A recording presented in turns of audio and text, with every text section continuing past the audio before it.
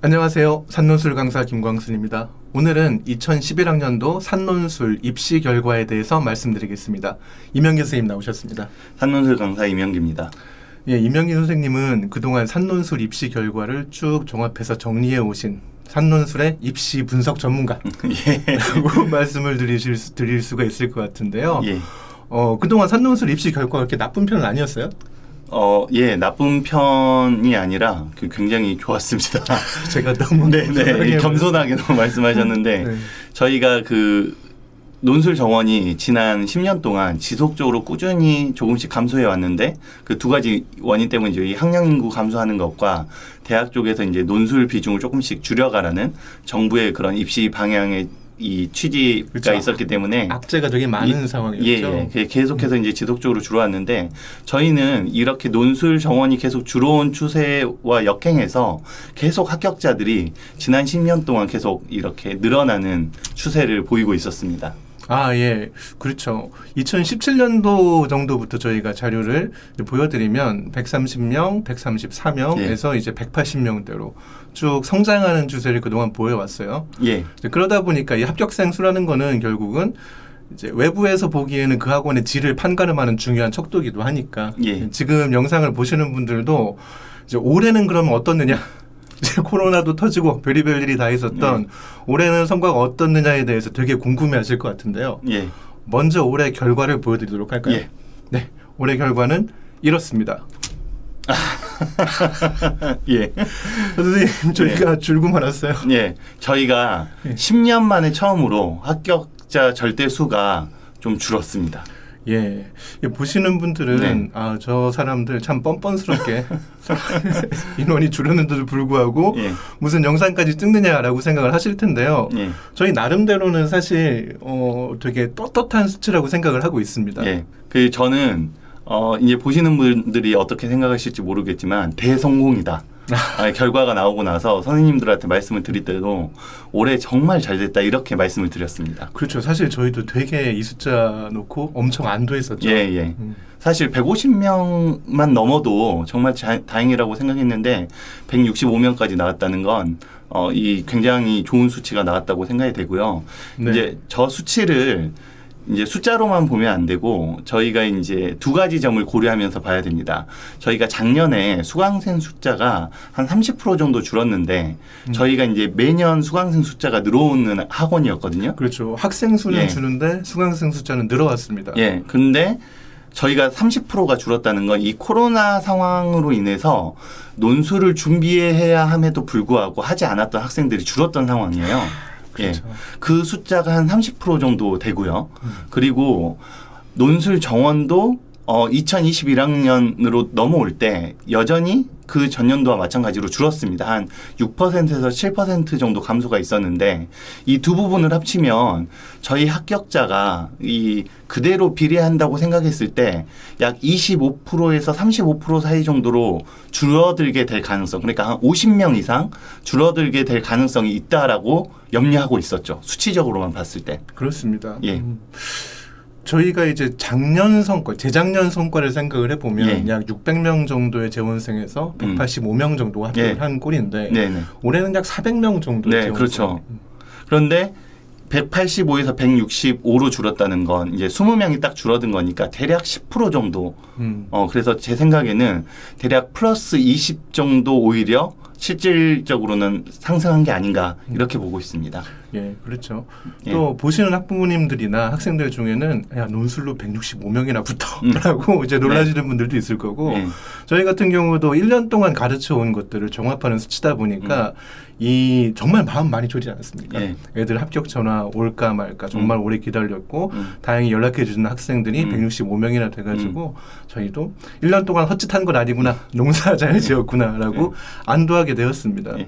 여기 혹시라도 이제 이거는 이제 한번 짚고 들어갈 텐데 여기 이제 그 중복 합격생을 포함한 숫자여서 실 인원은 이것보다는 조금 더 낮은데요. 지금 이제 말씀드리는 거는 합격자 수, 저희가 합격을 만들어낸 숫자라고 이해하시면 될 것 같습니다. 네, 그렇습니다. 그러면 이제 보시는 분들이 궁금한 거는 이제 165명이라는 좋은 성과 어떻게 해서 거둘 수 있었는지가 궁금하실 텐데요. 저희가 2021학년도에서도 실질 합격률은 계속 증가하고 있었던 이유에 대해서 좀 간략하게 정리해 주시면 어떨까요? 그런데 이렇게 말씀드리면 그 어머님들이나 이제 학생들이 보시기에 학부모님들이나 어떻게 저렇게 뻔뻔할 수가 있나 이렇게 생각하실 수도 있는데 사실 저는 작년 3, 4월쯤에 잘 될 줄 알았어요. 아 정말. 그리고 저는 정말 걱정 많았습니다. 그래서 학생들한테 실제로 정규반 수강생들에게 너네 올해 합격 많이 될 거다라는 얘기를 계속 지속적으로 1년 내내 반복했습니다. 근데 제가 걱정이 많았던 이유를 간략하게 말씀을 드리면 애들이 공부하기가 진짜 어려웠잖아요. 아 그렇죠. 그게 이제 큰 문제였죠. 연속적으로 학원 나오기도 어렵고 선생님한테 관리 계속 꾸준히 받기도 어렵고 논술이야 그나마 저희가 관리가 센 학원으로 유명하니까 어느 정도 애들이 따라왔는데 상담도 저희가 계속 물어보지 않습니까? 그렇죠. 뭐 내신은 어떻게 수능은 어떻게 물어보면 공부를 잘 못하고 있다. 다른 아이들도 제대로 공부 못하고 있다는 얘기를 워낙 많이 들었어요. 그래서 작년에 되게 혼란스러운 상황이 많았습니다. 그런데 이제 한편으로는 그 혼란스러운 상황이 어떻게 보면 논술을 준비하는 학생들에게는 기회가 됐다라고 이제 말씀드릴 수 있을 것 같은데. 아, 그렇게요? 예, 여기서 이제 두 가지 이유가 있습니다. 제가 생각할 때는 일단 첫 번째로 학생들이 학종과 정시에 대한 객관적 판단이 잘 안 됐어요. 그 선생님께서 방금 말씀하신 그 혼란기의 구체적인 원인 중에 하나가 이제 이거라고 생각이 됩니다. 아, 그러면 학종에 대한 판단이 잘 안 된다는 건 어떤 의미인가요?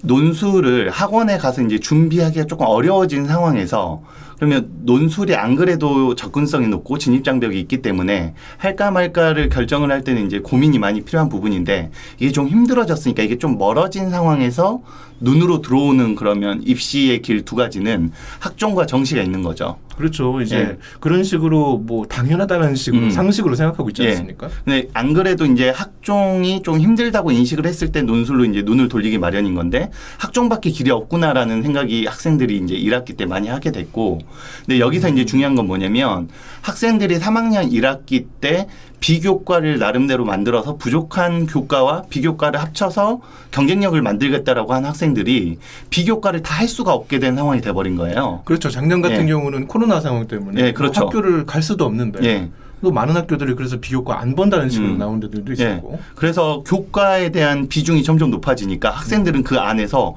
내신이 정말 중요하대. 실질적으로 보면 이렇게 얘기하면 좀 미안하지만 학종의 대상이 아닌 학생들까지도 나에게 여전히 내신이 너무 중요하구나라는 생각을 하면서 내신을 중시하는 그 분위기에 너무 빠져들어 버린 거죠.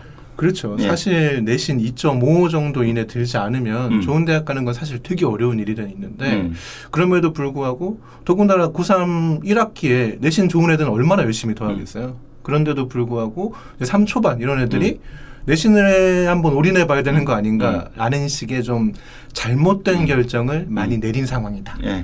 그렇습니다. 그 이제 한편으로는 이제 또 그 측면이 있고 또 하나는 이제 정시에 대한 문제가 있는데요.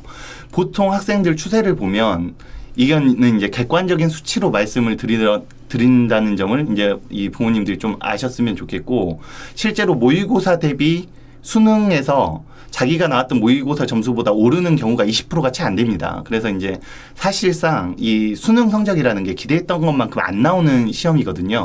그렇죠. 그래서 이제 2학년 일반적인 추세라면 그 전년도까지 2019학년도까지를 보면 1, 2월 달에 겨울방학 때 애들이 고3 된다고 긴장해가지고 열심히 공부를 하고 그 공부한 결과가 3월에 나왔을 때 약간 실망해요.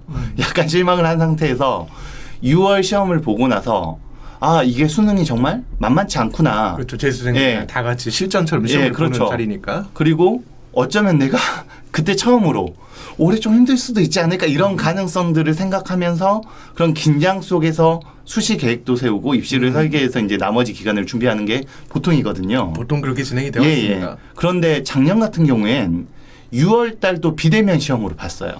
그리고 그렇게 참여도 많이 하지 않았습니다. 그리고 어떤 학생들은 점수가 굉장히 잘 나오기도 하고 그렇죠. 어떤 학생은 자기 화장실 갔다고 한 과목을 안 봐버리고 이렇게 들쭉날쭉으로 시험을 본 게 있어서 거의 9월에 될 때까지 정시에서 수능에서 자기 위치가 어느 위치에 있는지를 객관적으로 확인하기가 어려운 상황이었고 그렇습니다. 그러니까 계속해서 공부를 조금만 더 잘하면 어쩌면 잘 나올 수도 있지 않을까라는 희망 고문이 이 헛된 희망. 그게 더 오랜 기간 동안 이어진 상황이 계속된 거죠. 그러니까 작년 한 해의 혼란기라는 게 말씀드리자면은 뭘 어떻게 구체적인 전략을 세워야 될지 모르겠는 상황에서 그냥 눈에 보이는 당면한 과제 내신 하라고 하니까 하고 수능 봐야 되니까 열심히 하고 라는 식으로밖에는 현역 고3 아이들이 준비하기 어려웠던 한 해. 라고 말씀을 해주신 거네요. 예. 그래서 이런 상황에서 논술 강사인 저희에게는 어떤 결과가 돌아오냐면 이 두 번째 이 결과가 돌아오는 겁니다. 해야 되는 애들이 안 한다. 원래라면 학종도 조금 부족하고 정시도 최저 등급은 맞출 수 있으나 정시로 넘어갔을 때 경쟁력이 좀 약한 학생들이 논술을 준비해서 상위권 학교를 노리는 건데 그 대상이 되는 학생들이 저희가 수강생 숫자가 줄었다는 결과로 이어지는 걸 보면 논술을 시작하는 시기가 늦어졌고 준비하는 학생 수가 감소한다는 결과로 이어진 거죠. 그렇죠. 이렇게 말씀드리면 좀 뭐합니다만 저희가 그래도 나름 대치동에서는 이제 먼저 네. 학원 고려 대상으로 꼽히는 학원 중에 하나인데 네. 그럼에도 불구하고 저희 학원생 수가 그 정도로 줄었다라는 거는 전체 논술을 준비하는 학생들 수가 작년 한 해 동안 많이 없었다. 라고 생각을 하실 수가 있을 것 같아요. 저희가 그 정도 줄었다는 건 전국적으로 봤을 때는 훨씬 더 많이 줄어든 거죠. 그런데 이제 선생님도 잘 아시지만 논술이 하루 이틀로 되는 과목이 아니잖아요. 그렇죠. 이제 논술 하루 이틀로 된다고 생각하시는 분들은 뭐 영어 이제 하루 이틀 이제 영어 듣기 한번 하면은 영어 잘 풀게 된다. 이렇게 생각하시는 건 되게 비슷한 거 아닙니까? 그러니까 장기간 투자할수록 이게 성과가 잘 나오는 과목이기 때문에 이렇게 시작 시기가 늦어지고 준비하는 숫자가 줄어들었다는 건 그만큼 미리 준비한 학생들에게 어마어마한 유리함이 있을 거다. 예. 그렇죠. 전체 입시 지형으로 놓고 보면 사실 이제 인서울 상위권 대학들에서만 논술을 보기 때문에 그 안에서의 파이만 생각하면 논술은 약 10에서 15% 정도가 되는데 그 문이 갑자기 넓어지는 겁니다. 작년 한 해 동안 그만큼 논술에 대한 제대로 된 경쟁자들이 없었기 때문에 이명희 선생님께서 방금 말씀하신 것처럼 학원에서 열심히 준비한 애들이 그냥 좋은 성과를 거둘 수밖에 없었고 그래서 저희가 수강생 수가 줄어들었음에도 불구하고 실제로 합격생 수 감소는 10% 정도. 예. 그리고 이 165라는 숫자가 또 한편으로는 또 그 더 의미가 있는 숫자인데요.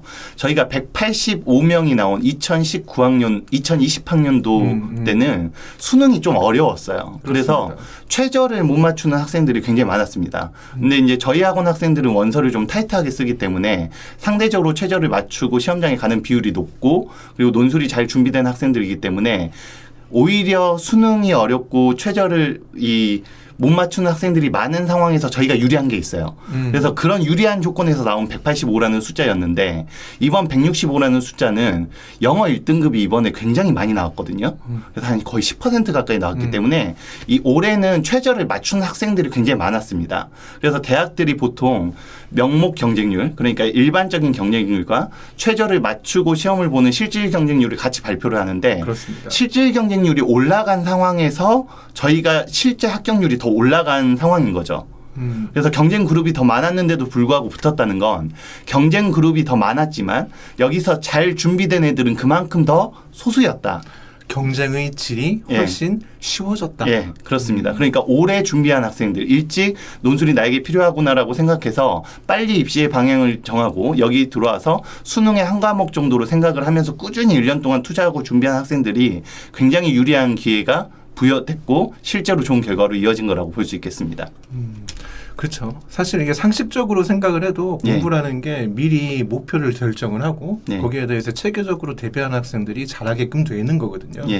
그래서 저희가 예상하기에는 올해도 아마 비슷할 거라고 생각을 합니다. 여전히 정말 어려운 상황이지만 코로나가 극복이 안 돼 있는 상황이고 작년부터 이제 고2 애들 어머니들이나 아이들도 이제 공부를 해봐서 알겠지만 상당히 혼란스러운 시기를 작년 한 해 겪었습니다. 그래서 제대로 체계적으로 공부하는 학습 방식이라든지 습관이 잘 형성이 안 돼 있는 상황이죠. 그렇죠. 그리고 입시가 수능이 올해 이제 달라졌기 때문에 문이과가 통합되고 수학을 문이과가 같이 보고 뭐 이런 변화들이 있어서 마치 입시가 달라진 것 같은 어떤 효과가 있는데요.